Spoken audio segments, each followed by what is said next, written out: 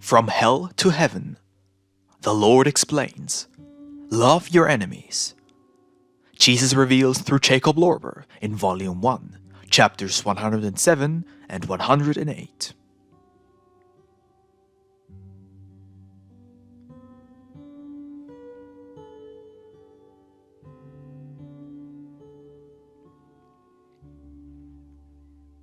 Chapter 107.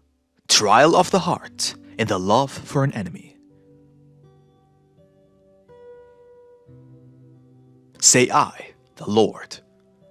Bruno, dearest friend, behold, you have certainly sinned often and most coarsely upon earth. However, since you bear much selfless love in your heart towards your brethren, so too shall much be forgiven you. For here shall mercy be shown to every benefactor of his brothers and sisters, that is, should he practice mercy himself. Thus it shall be done to you, for the sake of your brethren, as well as to your brethren for your sake, because here one is all, and all are one. But there are benefactors in the world who may be most merciful towards a poor and young maiden, seeking to help her to the best of their abilities. But should an old and toilsome widow come their way, she will be fobbed off with a sermon and a few pennies. And likewise would this happen for an old and poor brother. Such merciful benefactors I will show little mercy. For he who seeks to derive pleasure from his benefactions, and, if unable to do so, is of harder heart than stone itself, belongs to the family of devils. For even devils do good to those of whom they hope to take comfortable advantage.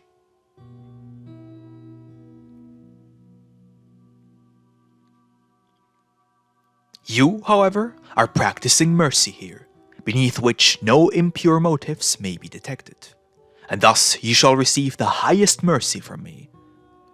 But before I forward this mercy to you in abundance, I shall subject you to a trial of the heart. Should you pass this as well, then my grace shall be yours at once.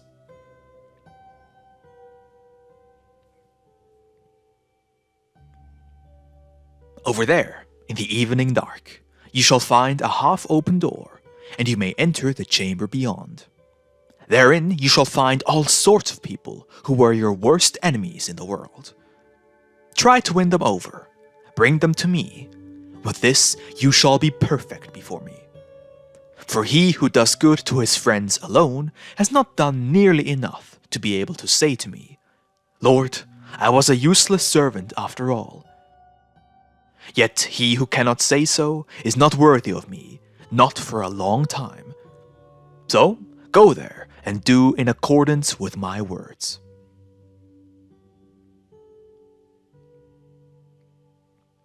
Says Bruno, O Lord, your holy will be done. Your will is my life, my salvation, and my greatest bliss.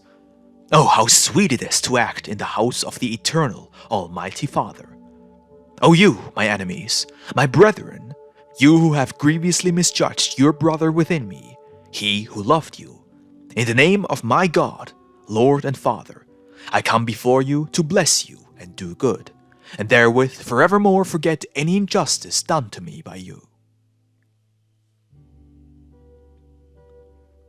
Oh, bliss now fills my heart, and it now feels strong enough to humble itself before its arrogant and selfish scorners.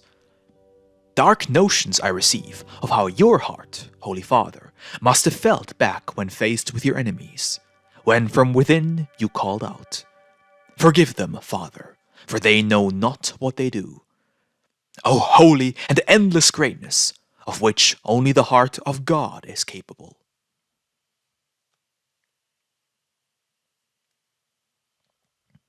Indeed, it is ever so beautiful and uplifting when brothers help one another out, with no thought of recompense.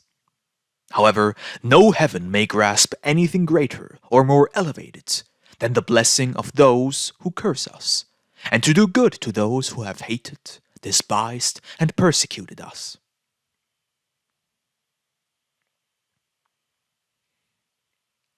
And so I come before my enemies, for these are as if destined to perfect my heart before God. With such rare and uplifting words, Bruno rushes over to the door revealed to him by the Lord. Chapter 108. The hero of love surrounded by enemies. The love of Christ overcomes all.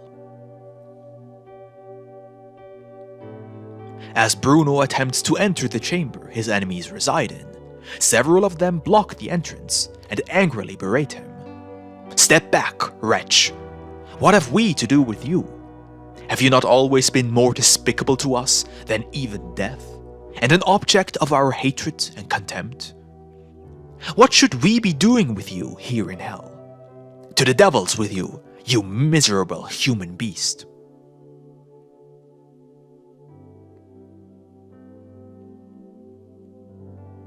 Says Bruno valiantly, "Dear friends, what have I ever done to you to make you so rancorous?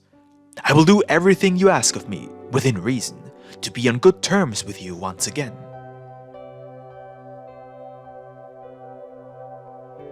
Yell the brutes at the door. "You miserable human beast can do nothing to change our opinion of you. We ask for nothing but your departure. Your very appearance sickens us more than hell itself. So, leave of your own accord before we tear you to shreds."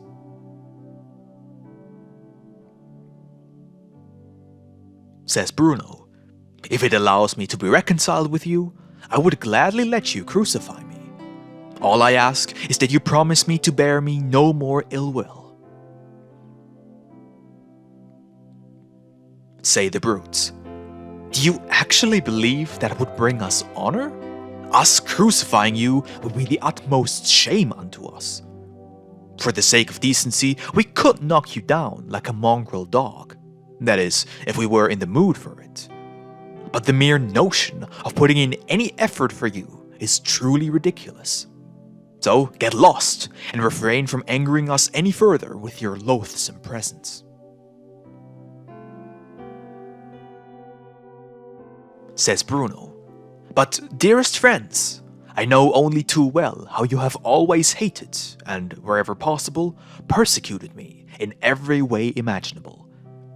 However, no matter how much I sought to uncover the reason therefor, in the end it was futile. You persecuted me for the sole reason of disliking me. But over here in the world beyond, we have changed much. I think differently now compared to the way I did on Earth, for I have become a completely different person. Surely that should be the case with all of you as well."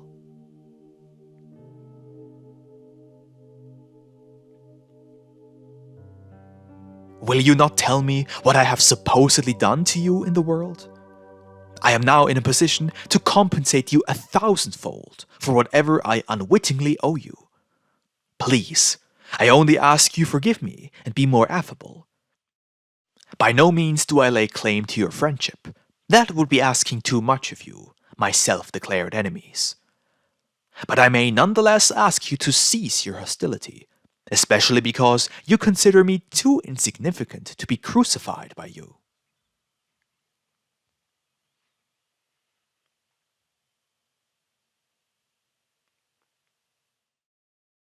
Say the brutes, "What do you intend to gain with your arguing and inane showing off?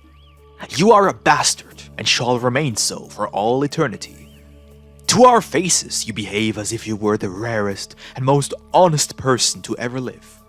Yet behind it all, you are nothing but a wretch and cannot be trusted. Do you not recall working at the stock exchange, where you only predicted falls and scared us out of our investments, only to then scoop them right up? You churl, quit acting so innocently. We know you. Is the exchange rate dropping over here as well, perchance, since you seek our friendship?"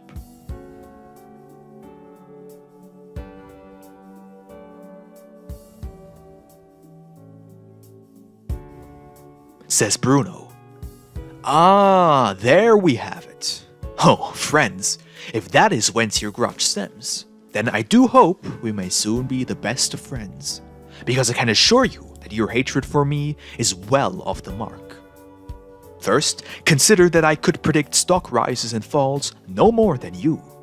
Second, you cannot prove that I bought those stocks you sold back to the bank at a loss. Behold upon what shaky ground your grudge stands. Did I ever coerce you into buying or selling? However, who did persuade you to sell your papers at the lowest price and buy from the highest bidder? Certainly not I, nor 1,000 others. You yourselves were most foolish, but you do not wish to admit it. Committing sins of speculation upon yourselves, you blamed the next best individual coming along that happened to be more adept at speculating than you. Do not be laughable. Why would your papers bother me, or mine you for that matter? I bought, and so did you, when it seemed advisable, or you sold, and I bought. This is completely normal. So why do you bear this grudge against me? Never have I spread any rumors, nor have I cast a net of illusions upon you.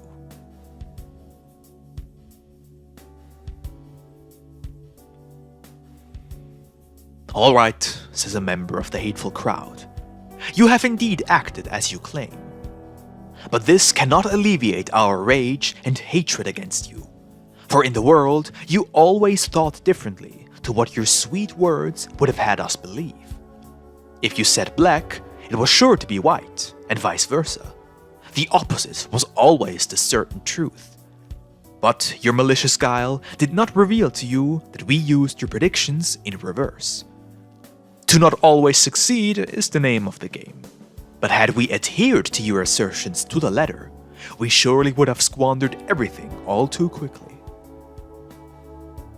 That's how things are, and that is the origin of our justified hatred of you. Prove to us the contrary, and we shall even ask your forgiveness and be your best friends.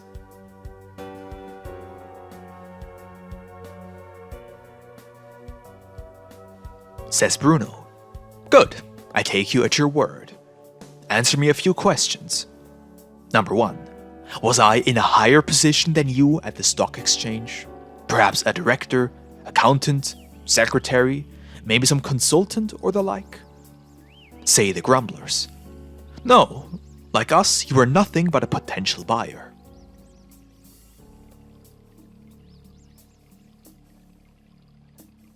Says Bruno. Good. Question number 2. Who at the stock exchange is actually privy to all the financial secrets? Answer. The bank and exchange clerks. Good. Question number 3. Are the interested buyers usually served the truth by the initiated officials? Answer. No. Should things go wrong, you will never know the truth. Good. Question number 4. How should I have come to know the truth then? Answer. Quite easily, through corruption. A rogue may find many things that will remain hidden to any honest individual. Good. The bird is recognized by its song. Bring me all the bank and exchange officials, and let them inform you whether I ever bribed them for bank secrets. But the so-called evil world spoke of you, that on a very critical occasion you might have secretly provided an initiate with 1,000 ducats, so he would give you a little advance notice of how things might turn out.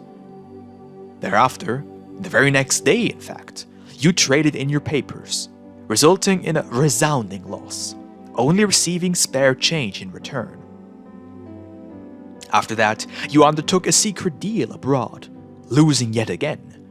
Say, did my apparent black for white bid you to do so? The grumblers hesitate, not knowing how to respond. But Bruno continues. Friends, did I perhaps also advise the lot of you as a group to break up 30,000 guilders in a cellar? But when martial law was declared in Vienna, and during a house search, the soldiers broke open the hollow-sounding wall, revealing the ever-so-welcome find and confiscating all of it, was that too the doing of my black for white? In short, your losses were always your own doing, and you mistakenly believe that I was in the know of your secret speculations, and that I betrayed you. But how could this even be, since I never bothered you with my presence outside the stock exchange? I have had no part at all in your misfortune. Of that you can be certain. God is my witness. If, however, you nonetheless believe I made you miserable, then prove it to me before God, and I shall do everything in my power to compensate you 100-fold for my debt.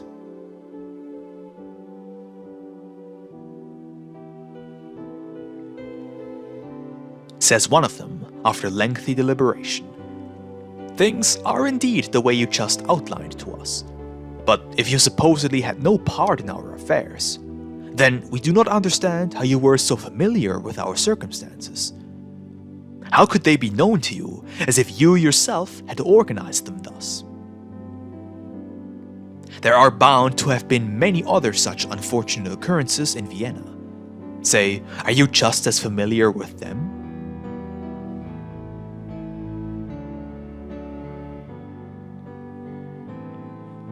Says Bruno, certainly not all of them, but still quite a few. Did you not also always know who was taken to court and why, without being informers on the parties involved? How then should I not have been able to ascertain how you fared during the tribulations, since you were well known to me through our mutual interest in the stock exchange? Prove to me that he who, by chance, found out about an acquaintance's tragedy must also have brought it about.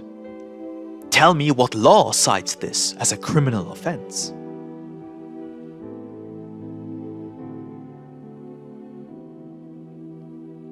The grumblers are at a loss. They don't know what to do, and neither can they think of a proper retort. Their wrath fares likewise. They would prefer to remain unreconciled, but after a more mature deliberation, they have lost all reason to. They stand before Bruno void of enmity, instead now angry at themselves for no longer bearing any hate or grudge against him.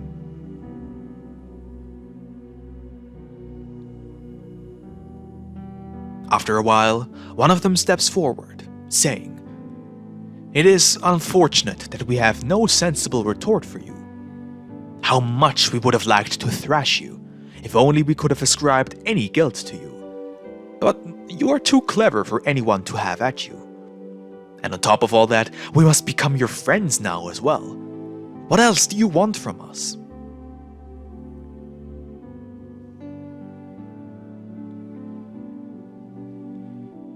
Says Bruno, "Friends, do you not see the big conference table in this chamber, and all those assembled there, holding a meeting, dealing with all of infinity?"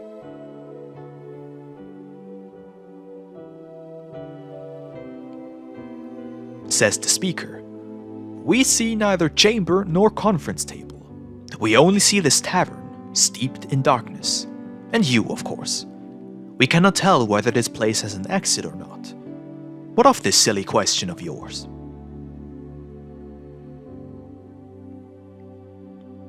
Says Bruno, "With this I wish nothing more than to lead you to the Lord and Savior, Jesus Christ, so he may purify you and thereby bring you eternal bliss, the very purpose for which he sent me unto you. Follow me willingly to where I shall lead you, and the proper sight shall come upon you at the appropriate time."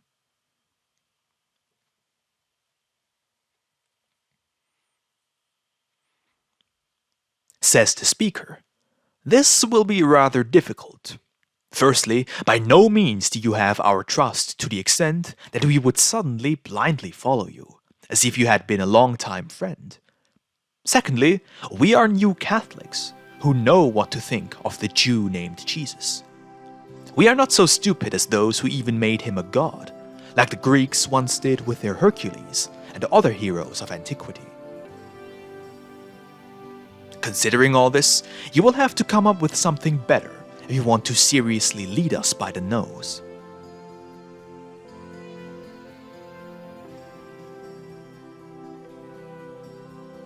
Says Bruno, "Friends, The Roman Catholic faith is indeed quite silly and shallow in many regards, but the New Catholic faith is 1,000 times more stupid. Does it not deny the life of the soul after the death of the body? And yet, here you are, living after the death of your flesh. This by itself already tells you whose spirit New Catholicism originates from. Furthermore, not only does it deny the most evident divinity of Christ, but also, according to the philosophers Strauss and Hegel, any divinity at all. Who would ever hold on to such a doctrine, especially here in the eternal world of spirits, considering it came to such immensely erroneous conclusions regarding the continued life of the soul? Such a doctrine, in all its postulates, surely shall be no more believable than its despicable presumption of the mortality of the human soul. So, if a doctrine's fundamental axiom is false beyond compare, then the remaining aspects originating from it cannot be anything other than completely false as well. Hence, throw your New Catholic doctrine onto the rubbish heap and follow me where it is I wish to lead you. I guarantee you that you shall soon be much better off.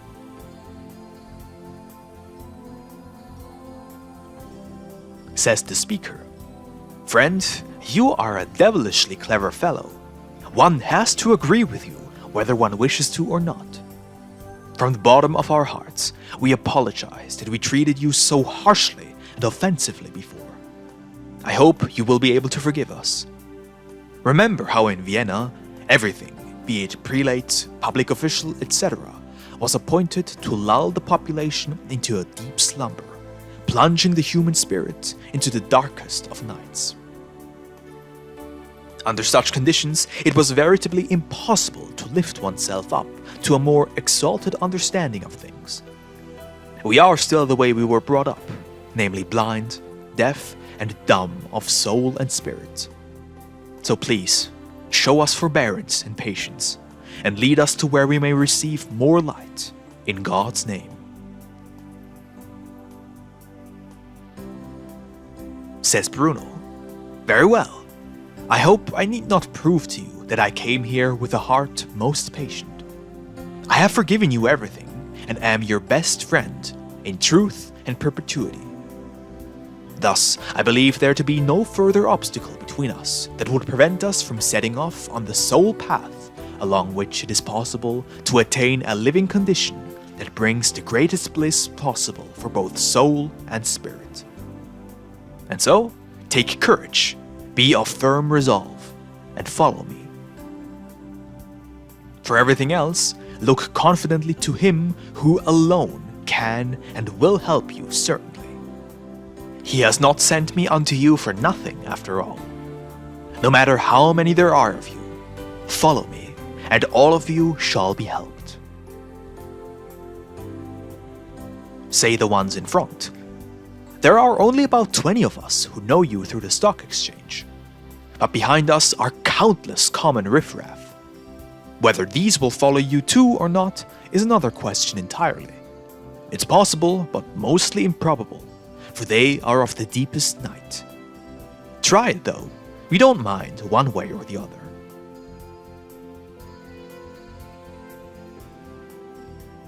Say the many ones in the back. "We are not quite as stupid as the gentleman in front would have you believe. That is why we shall feel free to follow you as a company of thousands. For he who will help you is surely not going to show us the door. And with all that, on we go, on a wing and a prayer, for the glory of God."